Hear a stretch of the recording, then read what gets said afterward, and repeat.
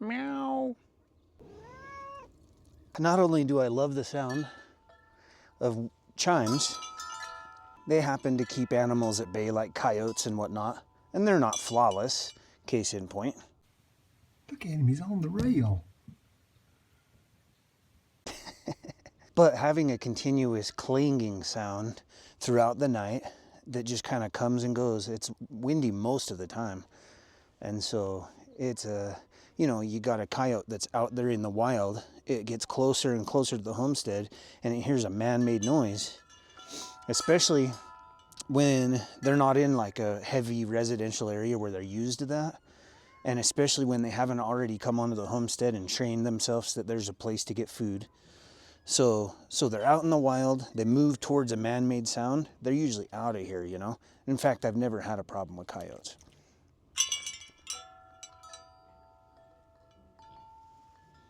Hey guys, I'm going to be hosting my first ever live webinar Saturday, November 9th at 9 a.m. I will be talking about what I would do if I was going to start over from scratch to start a homestead in 2025. I want to deliver a very unique and entertaining webinar. So we're going to go old school. I ordered a couple flip charts. So I'm going to drop some really nice slides for you guys so we can go over main points that way. And I'll have a whiteboard so I can elaborate on certain points. Book your spot down below. The small fee that I'm charging will go to help me develop my homestead, and it ensures that everyone that's there wants to be there, and it'll light a fire under my ass to create an even better webinar for you guys. So book it down below and we'll get back to the video. Welcome to Frugal Off-Grid, where I love to use as much scrap material as possible, and these wind chimes are 100% scrap material, aside from the bells that a friend of mine sent in. You can pause and screenshot the measurements for all when you assemble the wind chimes. You'll want to do them in this same order. In order to cut the pipe, I simply marked it and then used a pipe cutter. If you haven't used a pipe cutter before, it's just a simple little tool you can get in the plumbing section at Home Depot, and you just tighten it down to fit the circumference of the pipe. Wrap it around the pipe one time, tighten it down a little bit more, twist it around the pipe again, and continue to do that until you cut through the pipe.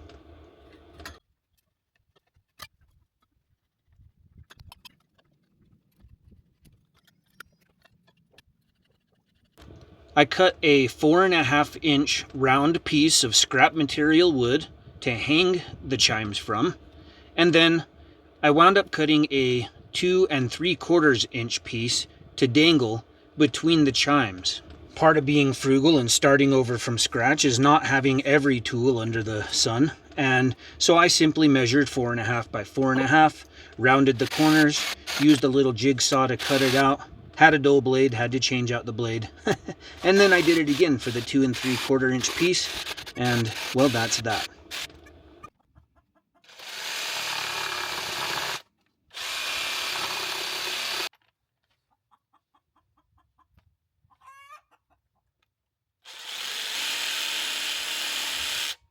There are 8 chimes, so there need to be 16 holes.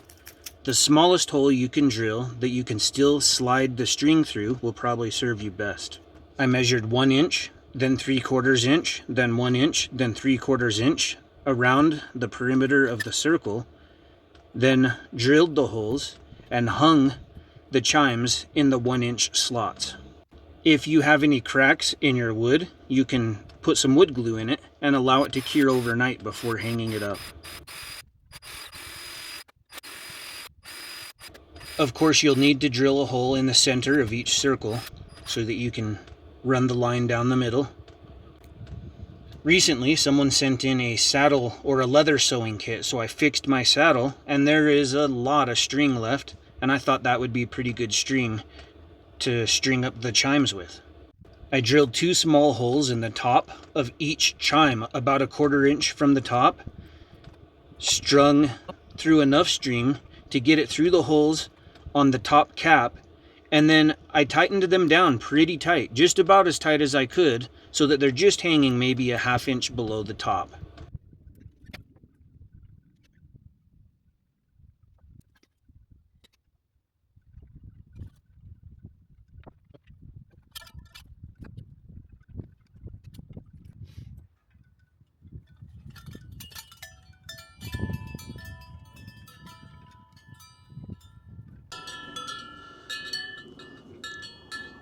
I have two old bamboo chimes that I really love, but they've just taken a beating for years and years now. So I'm going to replace them with this set, and then I can use the rings from those bamboo sets and make a couple more metal chimes with scrap material.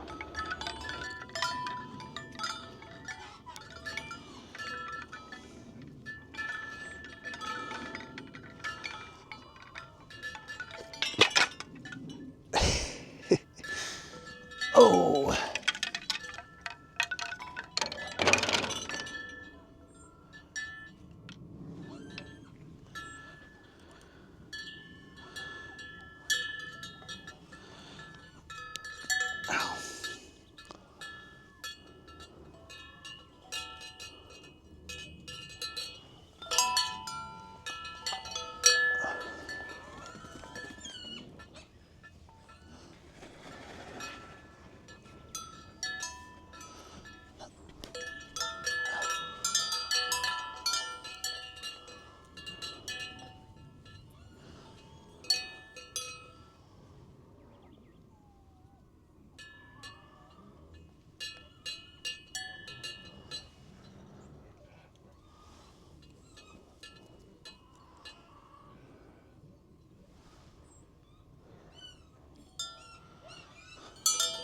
For the first 20 people who book my webinar, you can save 50% off. Just hit the link below, and I'll see you guys on November 9th at 9 a.m. on how to build a homestead in 2025.